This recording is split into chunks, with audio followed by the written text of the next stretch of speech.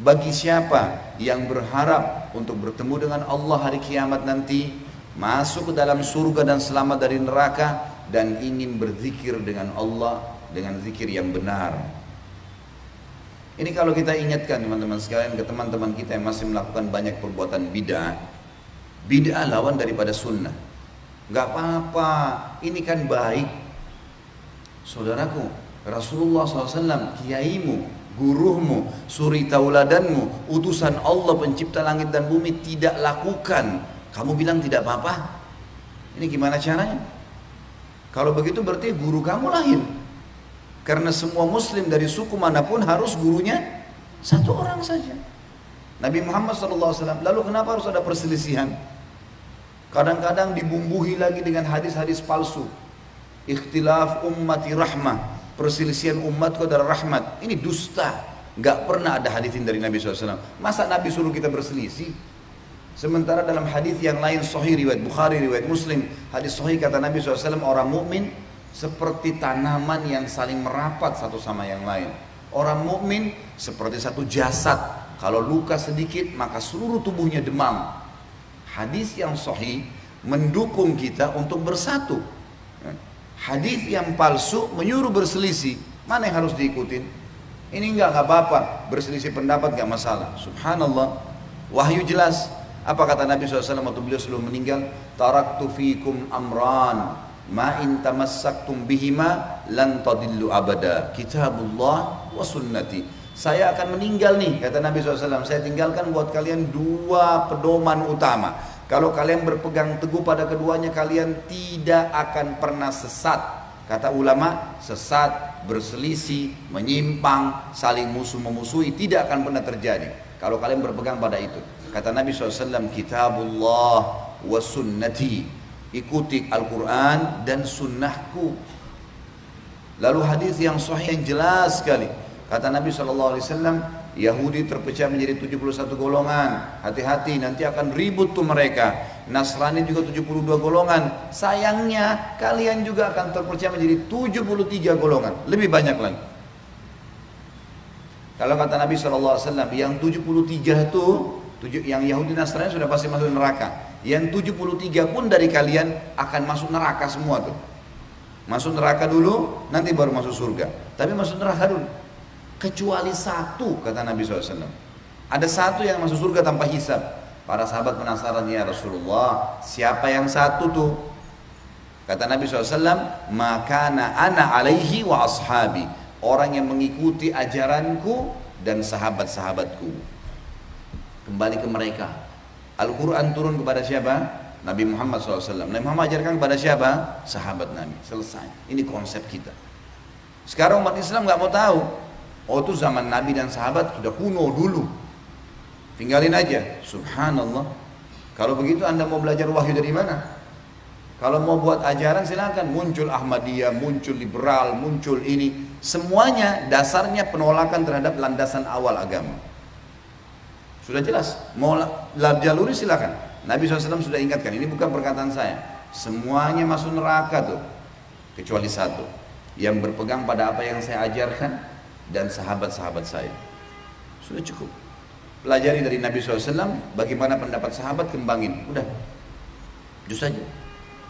Sekarang banyak orang subhanallah lebih pintar daripada Nabi Muhammad SAW. Kenapa saya bilang begini? Ada sebuah buku saya tulis, judulnya Kiaiku Muhammad, Kiai Anda siapa? Untuk meluruskan banyak pemahaman. Banyak di Indonesia ini kiai-kiai, ustadz-ustadz, siapalah julukan mereka, melakukan perbuatan-perbuatan dalam Islam yang baru. Nggak ada. Di generasi awal Islam nggak ada. Nggak Nabi contohin, nggak sahabat contohin. Mereka ngarang-ngarang. Ditanya, kenapa Anda lakukan itu? Adakah contohnya? Nggak ada sih. Terus kenapa? Kan baik. Kan bagus. Kan ini syiar. Alasan beragam macam, 1001 alasan dicari. Bukannya, oh iya, tidak ada landasan. Tadi ingat hadis Nabi, dua pedoman, Al-Quran dan Sunnah. Ada landasannya nggak? Ada ayatnya nggak? Ada hadisnya nggak? Pernah disampaikan nggak? Nggak ada. Mereka sendiri ngakuin nggak ada. Baik, kenapa dilakukan? Bagus, baik, gitu kan? Syiar. Ini berarti sama saja dia mengatakan, maaf Rasulullah, saya lebih ngerti daripada anda. Loh, Rasulullah SAW gak contohin terus dia mau kerjain gimana nih? Hanya alasan baik. Bayangkan kalau semua orang beralasan ini baik, ini syiar, lalu mereka mau leluasa melakukannya. Kira-kira yang tertinggal dari agama apa? Nggak ada lagi.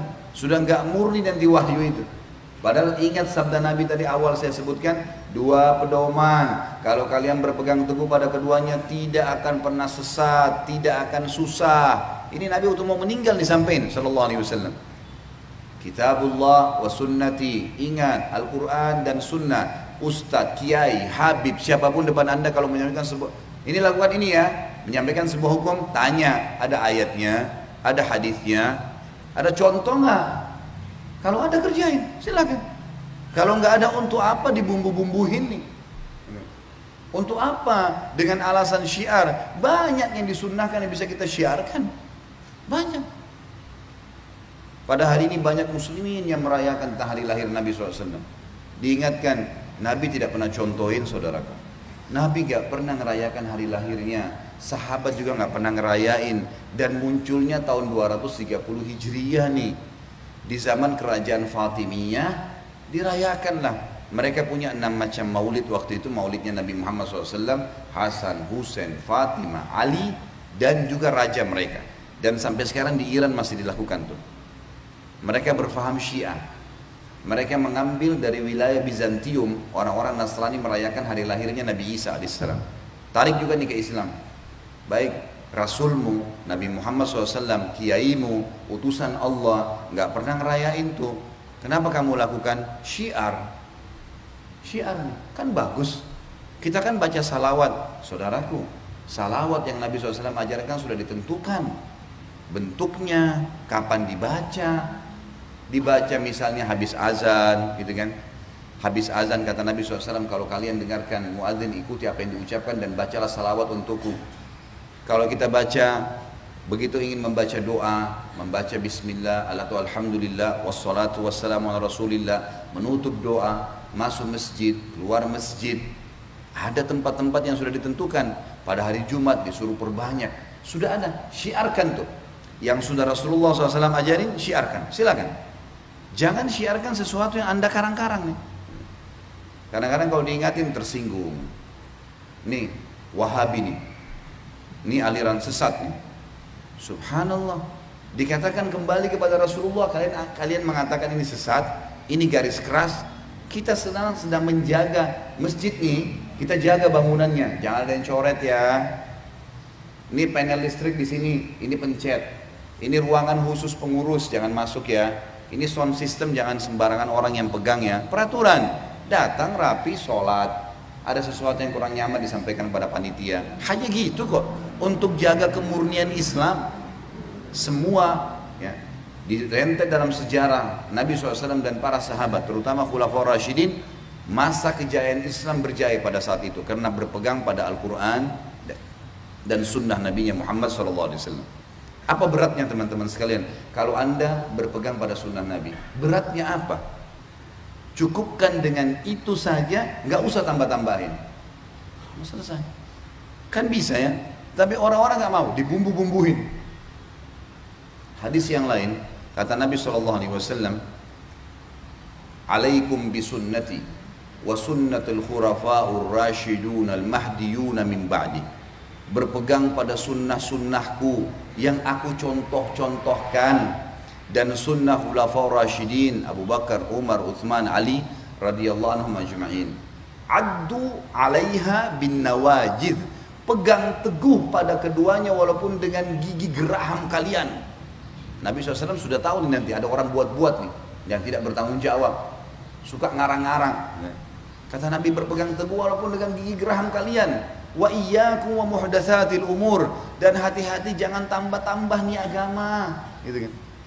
Fa inna kulla muhdatsin bid'ah, semua yang ditambah-tambah itu perbuatan baru dalam agama. Wa bid'atin dhalalah, perbuatan baru pasti membawa pelakunya pada kekeliruan. Kenapa keliru? Kenapa sesat? Karena tidak ikutin panduan wahyu. Allah maunya A, B, C, D, kerjain ya. Tinggalkan Z ya, dan seterusnya. Ini nggak boleh. Baik, sudah ada jelas panduannya. Enggak, datangkan yang lain. Nggak bisa, nggak akan ketemu. Anda kerja di perusahaan, pimpinan perusahaan bilang, Senin pakai baju putih, Selasa pakai baju kuning, Rabu pakai baju hitam. Datang jam 7 pagi, keluar jam 5 sore. Ada pegawai datang, Senin pakai baju hitam. Rapi, tapi baju untuk hari Rabu tuh. Diingatin nggak mau gimana? Keluarin. Nggak diterima, nggak ada gaji, nggak ada pekerjaan. Bangkang dengan peraturan perusahaan. Itu baru peraturan perusahaan, apalagi peraturannya Rabbul Alamin, Tuhan alam semesta.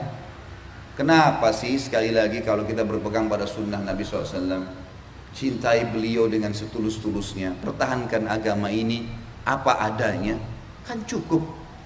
Bapak Ibu sekalian, yang diperintahkan saja oleh Nabi SAW sudah luar biasa, padat. Ya. Kalau mau yang panjang pun ada yang panjang. Pas bangun azan subuh, ada namanya sunnatul fajr antara azan dan subuh. Kemudian ada sholat fajr. Kemudian ada sunnah Nabi SAW duduk sampai syuruk berzikir pagi.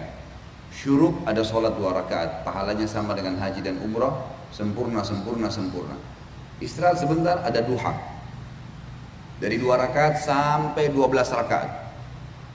Baik, setelahnya istirahat sebentar ada duhur. Qabliyah duhur 4, duhurnya 4, ba'diyah duhur 4.